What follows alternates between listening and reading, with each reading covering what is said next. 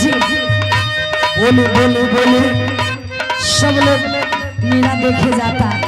तब कहूँ चल रू हमरे जाए के इच्छा बा लेके तो टोके जाए लेकिन तोहर लागल लाल टपके तो सुना बोलो अगर हम जाए ना तो हमारा करवा एगो चीज ला दे का गुरहु चले दिया पिता पिया मेला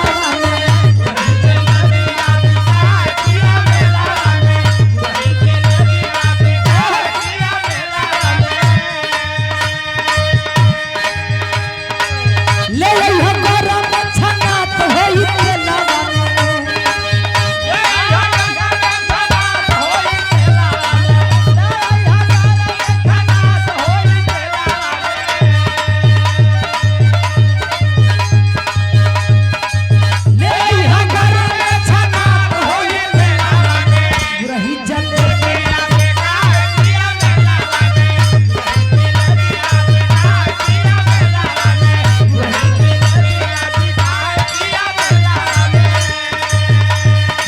सुना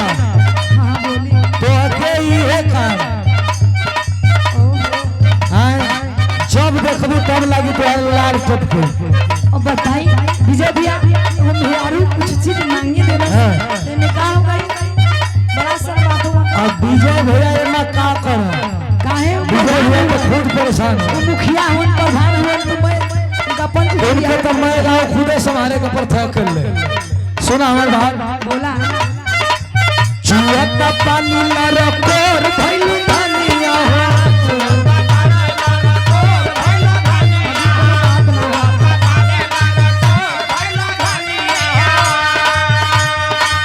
मैहर के चाटा पचकोर भइल धनिया हो मैहर के चाटा पचकोर भइल धनिया हो चुअता पानी लरकोर भइल धनिया हो चुअता पानी लरकोर भइल धनिया हो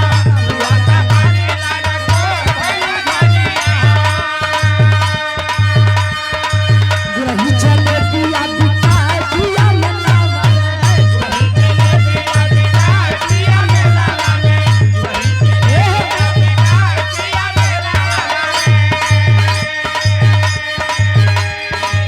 ले आई हमरा में छना तो होई मेला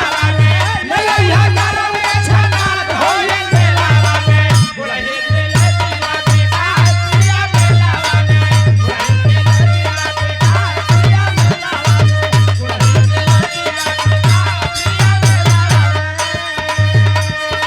और कुछ गलत नहीं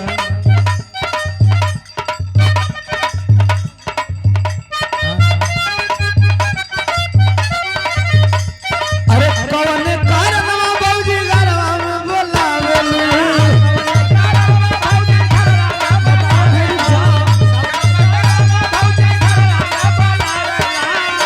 अरे कौन कारवा बौजी गरवा में बोलावेलू कौन रे कारण बंद कोई के लिखे वाड़िया कौन हो कारण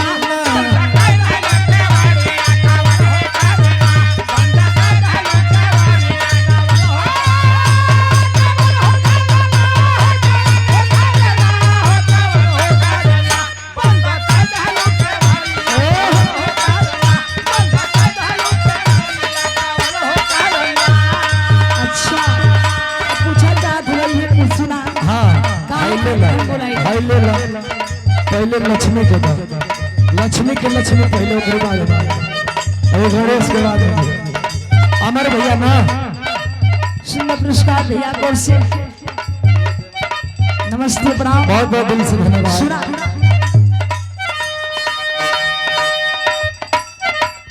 अरे दुलही रहे बीमार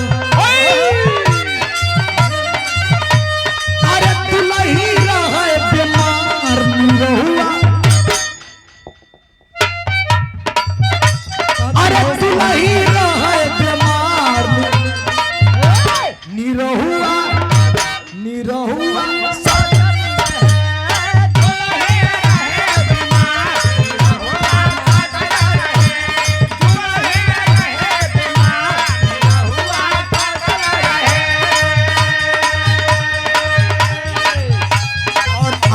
विजय नारायण मास्टर साहब के द्वारा पुरस्कार शानदार 50-50 रुपया को नाम बहुत भैया के चिन्हों में कौन आशीर्वाद के बनना बा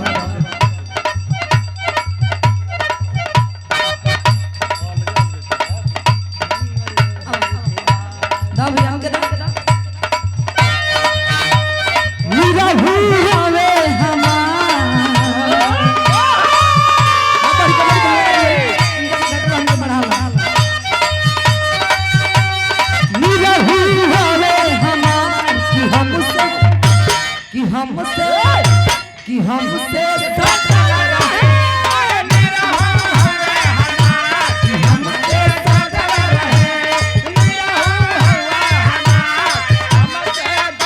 आदरणीय श्री अशोक यादव जी आपको मैं पुरस्कार देते हैं। चाहे शुमार हमसे डटल रहे मंगल चाहे समार हमसे डटल रहे अरे दुलही हमर दुलही रहे बेमान निरहुआ सटल रहे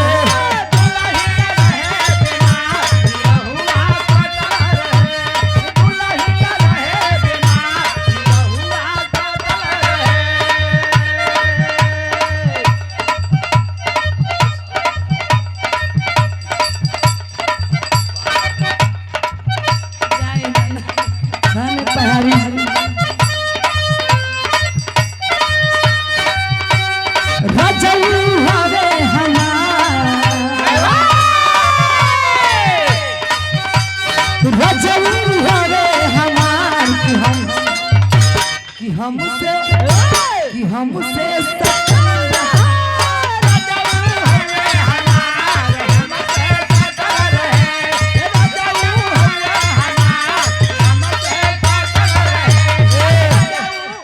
चल धान रोपे धनिया सिवनिया हमें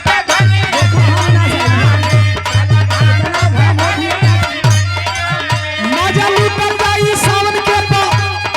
हो मजा लूटल जाई सावन के पनिया हमें मजा लूटल जाई सावन के पनिया हमें चल धान रोपे धनिया सिवनिया हमें